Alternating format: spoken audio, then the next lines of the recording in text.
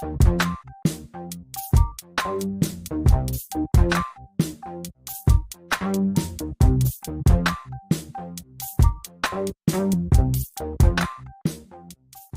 and welcome to the Nitty Kitties channel. I'm Netty and this is part of our baking and art combined series, and today we are making a Victoria sponge.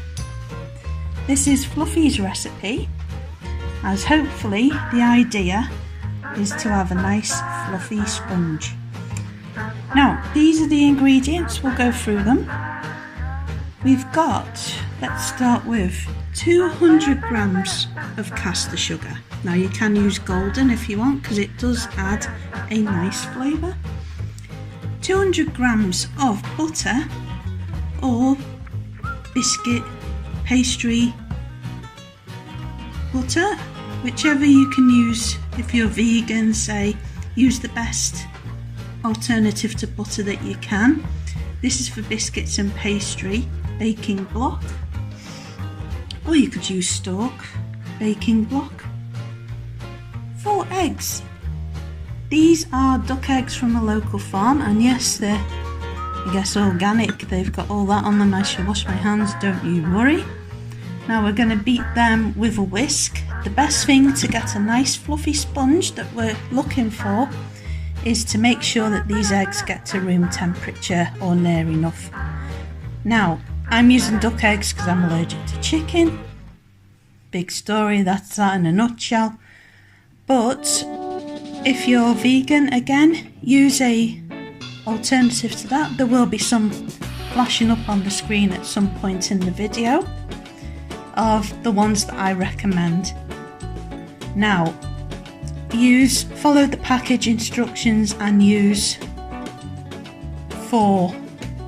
what is recommended for 4 eggs in volume. So next we've got 200 grams of self-raising flour. I used supermarket own brand, just to let you know. If you do see any brands, I'm not sponsored or affiliated by any of them.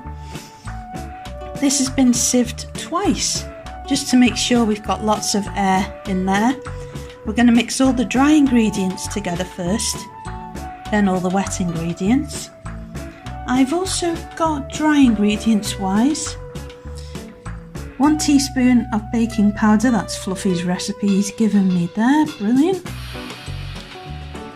As I'm doing a gluten free, just make sure your baking powder is gluten free. I'm also using 1 teaspoon of xanthan gum. Because we're lacking in gluten, with it being gluten free, we need something to put into it that's gonna make that structure stronger. That's hard, try saying that when you've had a few.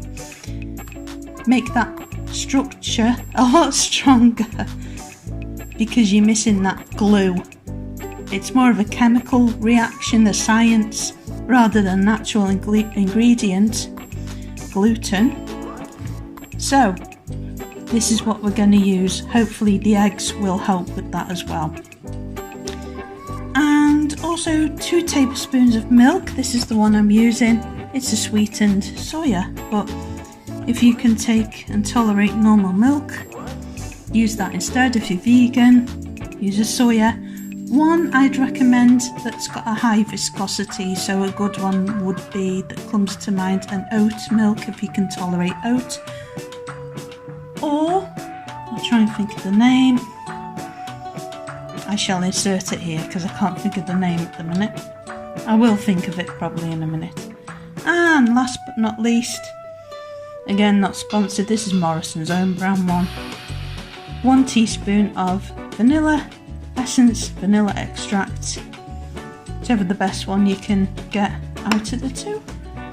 So we're going to mix dry, as I say, together, and then wet together, which will be the eggs, the butter, the milk and the vanilla essence.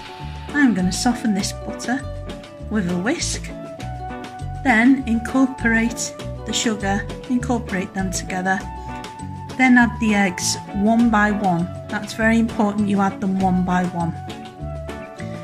Okay, and also, yeah, just to double check, make sure they're at room temperature.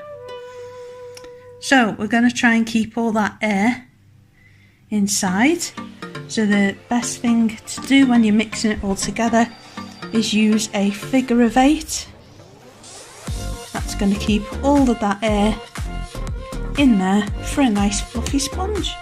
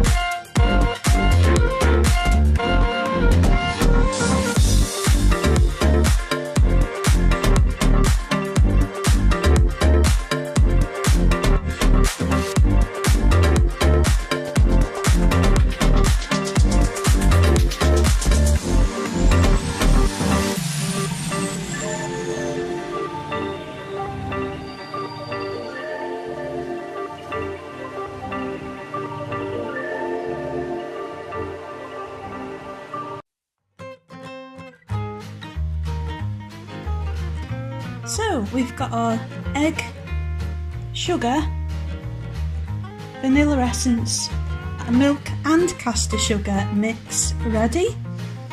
I've kept this wrapper aside because I shall show you how I greased the tin and put greaseproof paper in it. What I wanted to say was I only needed 3 eggs in the end because the duck eggs are rather large and they're from a local farm. So they were massive, so I only needed 3, but you'll probably need 4 chicken eggs. But just do it one by one so you can tell, otherwise you've thrown too many eggs in. Let's move that one. I've thrown too many eggs in and it's got too much in it then, so that's why I do that. So what we're going to do next is I'm just going to add the baking powder into the flour. I'm going to add the xanthan gum. They're both 1 teaspoon now. There you go. Now also, before you do any of that, I've set my oven to 170 fan. 190 is normal, just normal. Oven 190, 170 fan, and that's gas 5. I shall try and get together the energy, kilocalories and all that nutrition for you as best I can. It will be an approximate in the recipe below. Now then, you're thinking art channel, cooking, what's this about? Basically, I take a still life or something like that to do with the recipe and I do a drawing of it in different mediums, and also there's a recipe and sometimes a colouring sheet to print off, and that's on the Any Art Netty downloads page on Facebook. Also, if you do colour in any of the pictures or do any of the recipes, please use the hashtag AnyArtNetty on Instagram so I'm able to see it. Fluffy and Toki have their own Instagram accounts, so if you want to follow them, please do. They're currently watching me now in the kitchen. They're a bit further away, all their stuff is further away in the kitchen, so they're not allowed in this area. They are both indoor cats, yeah, so Fluffy and Toki, I shall put them on the screen somewhere now while I'm showing you the next bit. So, we've got all of this air in this bowl here. I put the wrong bowls. I should have used a larger bowl for this. But be careful. You want to sift that flour into this large bowl with the egg sugar mix, because you don't want to lose any of that precious air. What I'm going to do is the other way around. As usual, I mess it up. So we're gonna trying to get that lovely fluffy light sponge. So we're gonna incorporate all that together now in the one big bowl. If you can, use 2 large bowls then, but what I'd do is I'd sieve the flour into that, and then you can't lose any of your air then.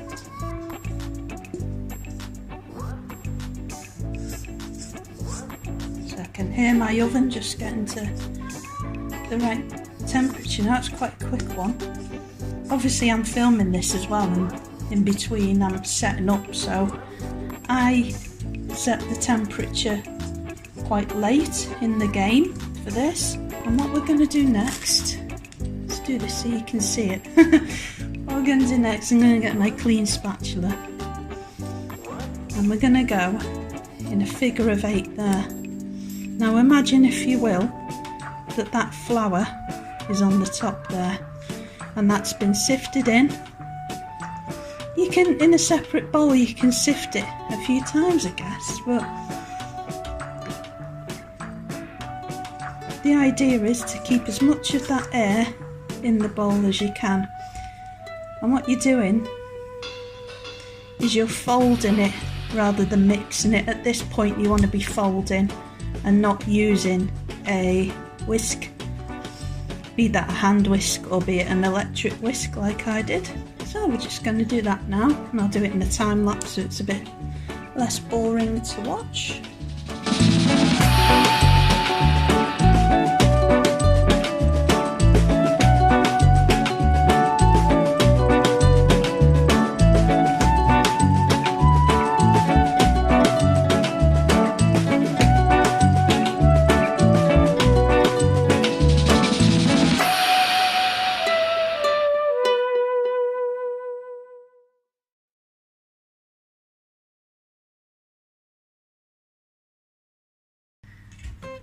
So that's all of the mixture incorporated. Now mine does look a little runny because it is gluten free. So again, you're lacking your gluten, and we're kind of trying to make up for that in other ways. So it will, if you're doing the gluten free recipe, it might look a little bit runnier than you're expecting. So our next stage is to get the bowl ready. Whoops, get that bang out of the way. Somewhere along the line I lost the tin, RIP tin. So you want 2 the same. I shall put the size up on the screen that you need. It'll be somewhere here, lulu. And you need 2 of them, same size, and you need to prepare those 2 tins. And the mixture, that full mixture here, half in one tin, half in the other, exactly the same amount. Now you can measure it if you want to, or you can go by eye level, whichever you want to do. And I shall show you how I prepare a tin.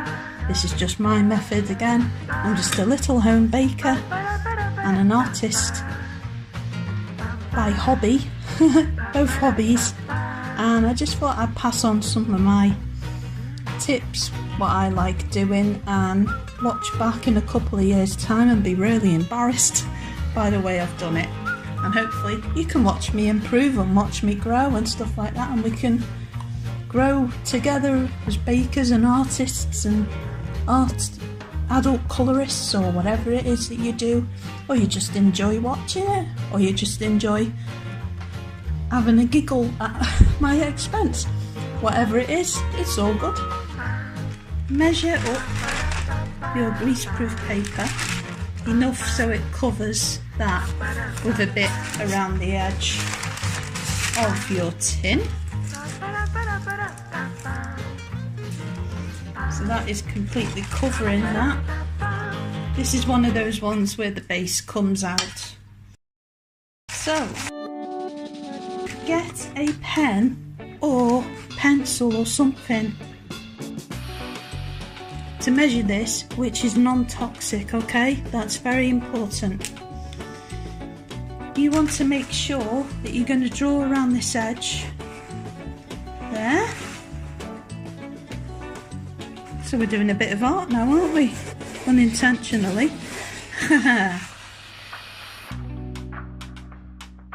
Now we're getting all crafty now. Cut out that shape, but leave maybe 1/2 centimetre around the edge, not much. Maybe actually ignore that. Maybe 2-3 mil around the edge. Let's say that, 2 or 3 mil. Now then, what I'm doing here is I'm using right-handed scissors. So again, have a good laugh at my expense, I really don't mind. Because is it really weird if you're right-handed to watch a left-handed person cutting? Because it must be weird to watch someone with a knife as well who's left-handed. Does it look a little bit awkward? So I'm trying to go up to that line there. It's not happening, is it? Oh dear me. When I was younger, I just thought all scissors were rubbish, and then you watch a right-hander using them and they use them perfectly. There you go. So we're going to get that wrapper from the butter from before. You don't need to go thick here, just wipe the inside of that tray, or your 2 trays, with that. It's just got enough residue, for want of a better word. That's not a delicious word, is it? Wipe the inside of that with that wrapper. Keep it if it's any good for more baking. Let's time that, and we're going to get the circle, and that is going to go inside that tin. I'm trying to keep my eye on the camera and do this at the same time, so I'm not usually this cracked. So there we go. Just go around like that with one hand and flatten it with the other, and you've got your greaseproof paper in the bottom there. So the rest of it, I'm going to use that to line up with the edge. Just going to leave more room.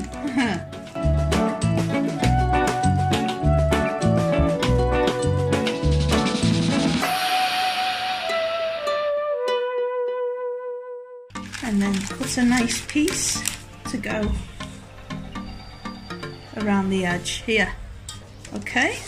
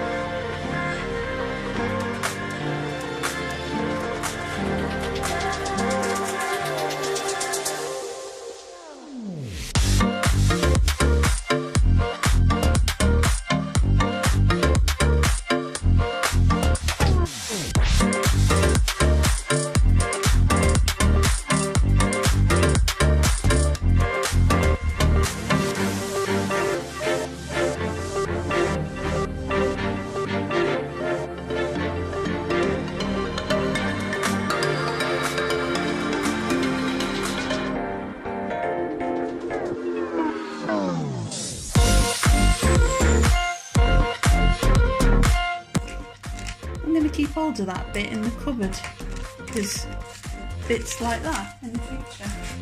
Plus, sometimes it's handy for baking. Well, it can be. Sometimes it's handy for art as well.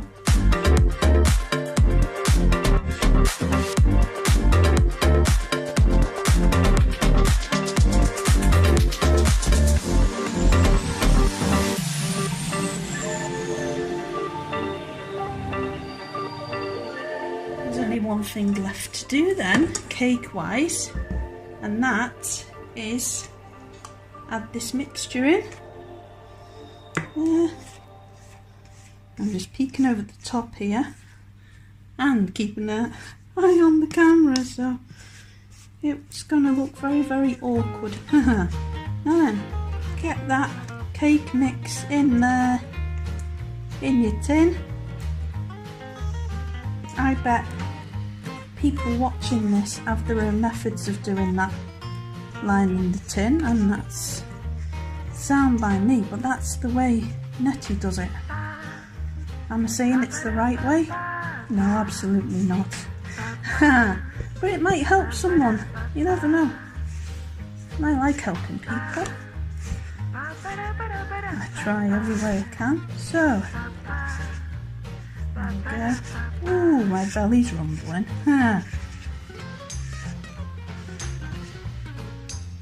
So that's nearly stage 1 complete. How good is that?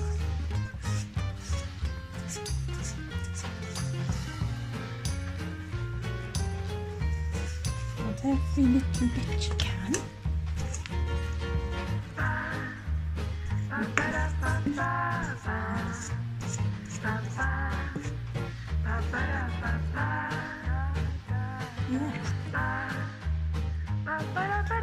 Ooh la la. So, just going to get the other spatula, actually, silicone one, both of them, and make sure that is nice and neat.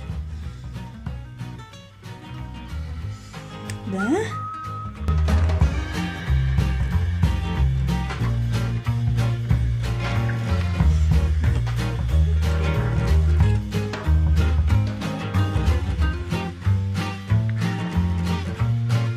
Now the number one thing we're looking for there is there's no flower pockets.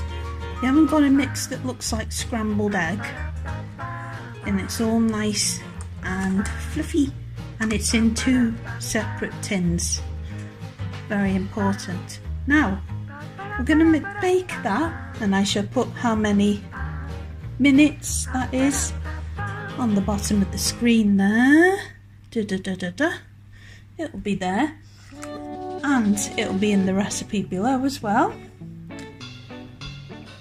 And then once that's done, we're going to make a buttercream, and I've pre-made a jam, but I shall put the jam recipe below as well for you to print off. It was only quite simple actually. I used pectin, sugar, strawberries, fresh strawberries, and some vanilla pod, actually some vanilla pod, and it brings out the lovely sweet flavour in the strawberries. So the jam recipe will be available to print. I've already made the jam, so that's why I shall do that. One day soon on this channel I shall do a jam recipe, only because it's the technique and getting the timing right rather than anything. The actual recipe is pretty easy and simple. So yeah, stage 1 done. This is going to go in the oven. Then we shall do stage 2, which is making the buttercream, putting the jam on, and then preparing it and constructing the cake. How good is that? So you've got to make sure that the cake completely cools before you put the buttercream and the jam on. That's important as well. So if you're making a gluten-free, make sure that that is completely cooled in the tin, and don't take it out of there until it is completely cooled with what I'll say normal a one with gluten in. Make sure that it's put onto a cooling rack and completely cool until you put the buttercream on. Hope that helps in some way. So yes, there we go. Let's see I shall do some kind of transition now into the baked version, and it'll be cooled and everything. It's like no time has gone by, like an hour or two has just gone like that. So there we are, see you in a minute.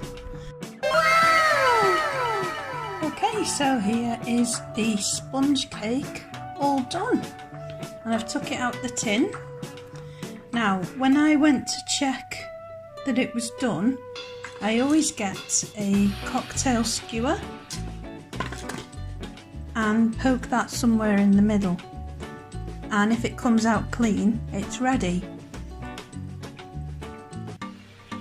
I find another thing to do is to actually, this sounds weird, but I heard it on the Great British Bake Off, which is a brilliant TV show, and you listen to it, you can hear it kind of sizzling. The less sizzling it's doing, the less time it's going to be ready. So yeah, have a listen to it, hear it if it's sizzling. You know if it's sizzling or not a lot, it's not ready yet. So we've got to the stage where it's nice and cool to the touch, and we're going to add the jam, which I've pre-made my jam, that's my homemade. The link...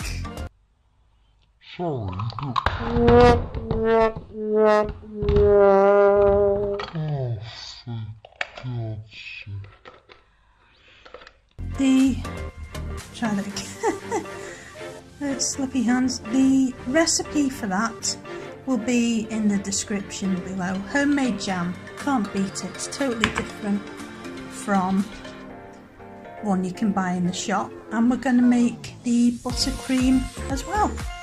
So what we're going to do, because I didn't have 2 tins, I've got to now cut this in half. So what I'm going to do first, pop this plate over.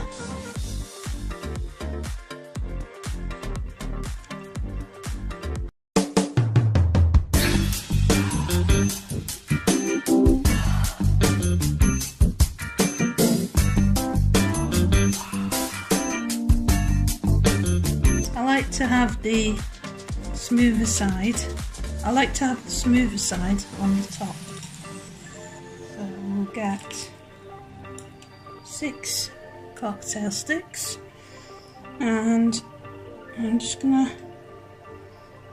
ping one in there, one at 12 o'clock or thereabouts, maybe about 5 to 12. Then one there.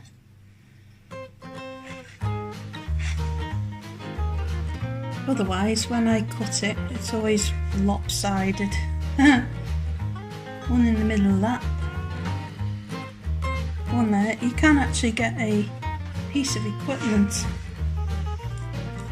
to do this. It's like a saw, but I don't have one. So there we go. Looks like some kind of new age sundial, doesn't it?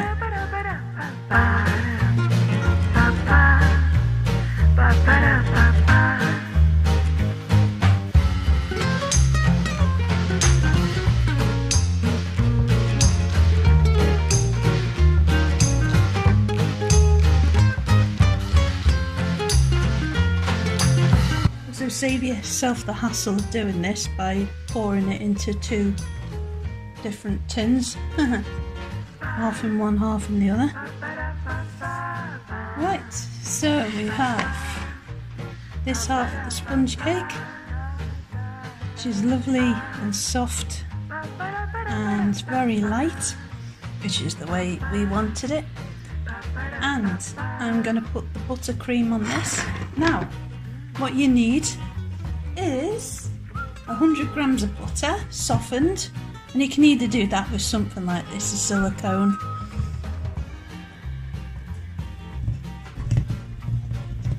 Silicone oofa doofa. Oh, what's it called? You can either soften it with one of these, like panel, whatever you want to call it. What's it called? Somebody let me know. While I'm editing this, I'll pop it down below what it is. You want 140 grams of icing sugar, and you want to add that to your bowl there. And we're gonna belt them together. I guess you can do this with a mixer if you want to, but time lapse away.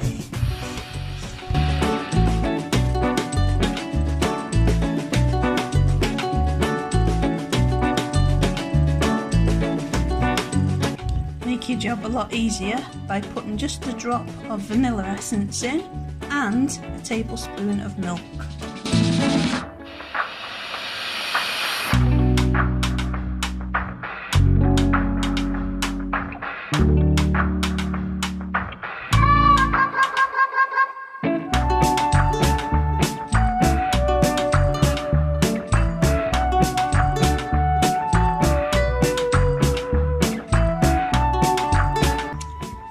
So we've done that, and this is Fluffy's favourite part because he really likes the buttercream, but he's not having any of this.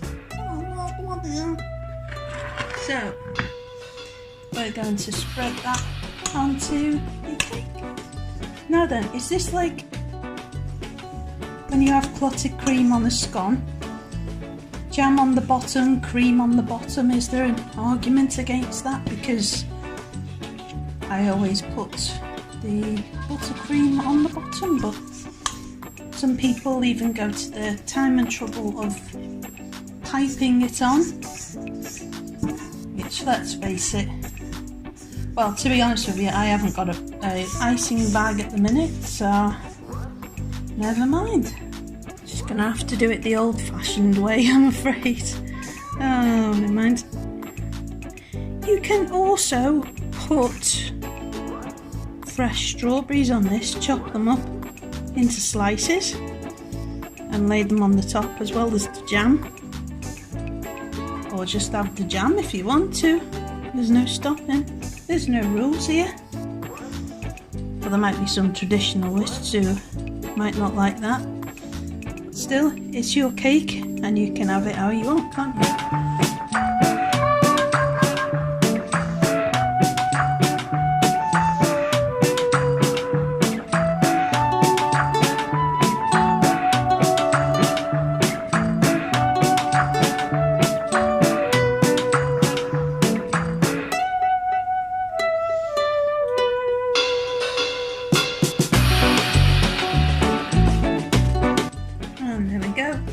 That's your buttercream layer done.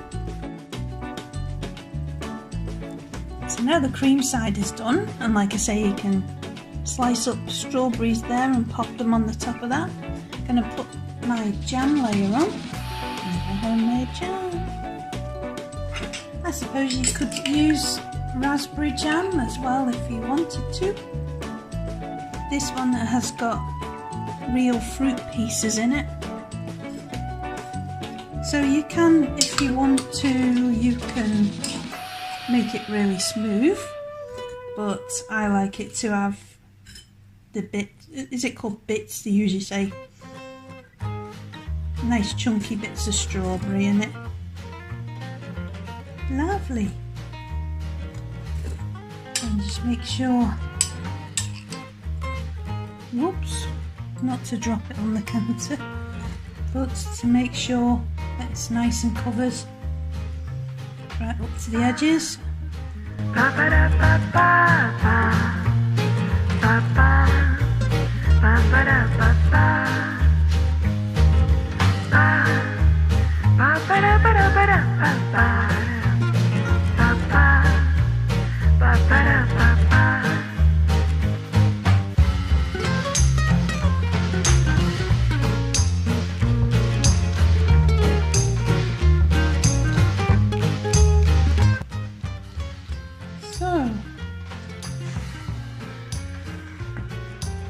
Pop that on top there. Whoops. And there we go. And what you can do there is add a layer of icing sugar, just as a bit of frosting on the top. Makes it look pretty. And I shall do that Now, doing a time lapse. This is the sugar I'm using, silver spoon. And here we go. Finished. Absolute mess of a cake. But I bet it tastes delicious no matter what anyway. So, yeah, just a very tiny smattering of icing sugar. It went quite horribly wrong and just went everywhere. I'm just waiting on a new sieve at the minute, so that's coming in the shop in tomorrow, hopefully. So it'll be a nicer one to look at in the videos. Hence why I didn't really show, because it's fallen to bits and it just went completely wrong. Anyway, so the recipe for this cake, including the buttercream, is available to download below. Recipe for the jam as well will be available, and there will be a video coming up with me making the jam. It'll be a strawberry one, by the way. So now we're going to go to the art section of the video, where you're going to see me drawing a kind of real looking strawberry. So I hope you enjoyed that. There will be an outline to download on the Any Art Netty downloads page, and also maybe a colouring page. We shall see. So enjoy that, and here's the section for the adult colourists. Hello and welcome to the art section of the video. So this is the outline for the strawberry that we're going to be colouring in. Now these are the pencils I used as well, Faber-Castell, very affordable. They are student grade, but they're great for practicing and stuff like that when you're just getting into art. So as for where light sources are coming from, it's going straight onto the front of that strawberry. That's where you're going to highlight with a white gel pen. And notice also the leaves on it going to be in green and white, and right in the middle of that is where the highlight of the leaves are going to be. You got the pips, which are in yellow, and we're going to outline them in two different reds. There's pink on the bottom and kind of orange colour on the edges, and then the bottom there, what highlighted, is going to be where the darkest colours are. So I hope that helps in some way. There'll be a time lapse to show you how I went about colouring that in, and it's just in my sketchbook. It's quite informal and nothing too fancy or anything like that or challenging. There's also a colouring sheet to download below. This is a strawberry cat. Don't ask me where it comes from, it's just my imagination. Well, I hope you enjoy colouring that in, and if you do, please do let me know on my Instagram page, which I'll link you down below as well. If anyone colours it in, please do let me know. I'd be thrilled if anyone did, that'd be fantastic. We've also got the recipes to download off the Any Art Netty page. Anyone that hasn't got Facebook, I'll also provide a Google Drive link as well if you prefer that. So it's 2 pages with the recipe. That's the recipe for the Victoria sponge. So it's pretty easy and basic, as long as you have your wet and your dry ingredients separate, but the sugar does go in with the wet. Just follow what I do, and in the video I find I'm a visual learner more than anything. And here's the jam recipe as well. There's a little bit to colour in there as well. There's some news coming about the recipes at some point. Just doing it for myself really. I'll announce that at some point anyway. I'm quite enjoying these, and I hope you're enjoying watching them too, and hopefully getting into baking. So these are the Faber-Castell. As I say, they're student grade, and the white gel pen that I'm going to use. I was just doing some shading with them there and getting used to them. And if you want to know the colours that I used, I shall provide that somewhere or other, probably on the Facebook page or somewhere like that. I'll let you know an update. Once I do that, it'll all be in the description. So we've put the pink on the bottom of the strawberry there. Just at the top under that leaf, we've got just a yellow, a simple yellow. is going on, and then orange right on the sides, just colouring that in. Not too light and not too much pressure. I find with these compared to like a Prismacolor, you got to work just that bit harder maybe to blend, but these do, for a student grade, they blend really nice. So I do highly recommend them. I do recommend the Crayola as well, they are brilliant. Just your normal, they're like under £5. And they're really cheap and affordable, and if you're just getting into your art and practicing, you'll find that you don't really need expensive ones once you're getting into it. So what you do then is you blend the whole lot with a white. I have added some red there, but I was yapping about the colour pencils. And then a darker red there, just under where you're going to put the white gel pen highlights there.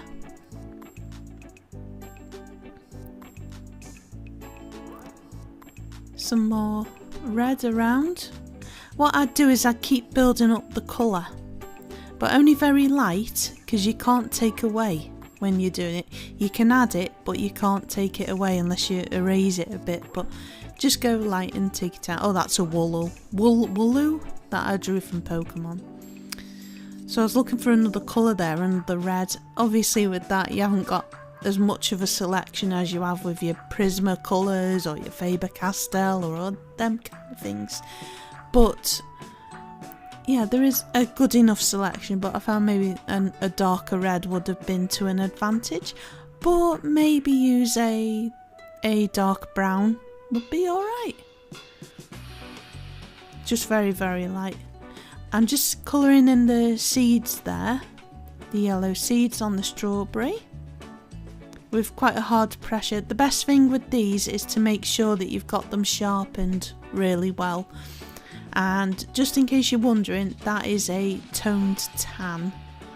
Now we're colouring in the green and just leaving the middle of the leaf, and we're going to colour the middle of the leaf with yellow, and then use the white over it to completely blend all the leaf colour.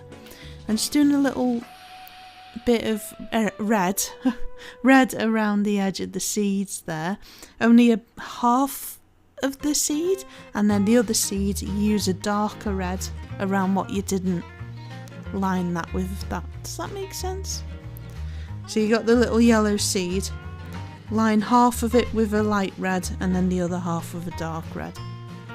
Just going over with that orange, I've added a H there which wasn't necessary, an orange, colour it all in red again, and then blend the whole lot with white. So I shall leave you to watch this time lapse.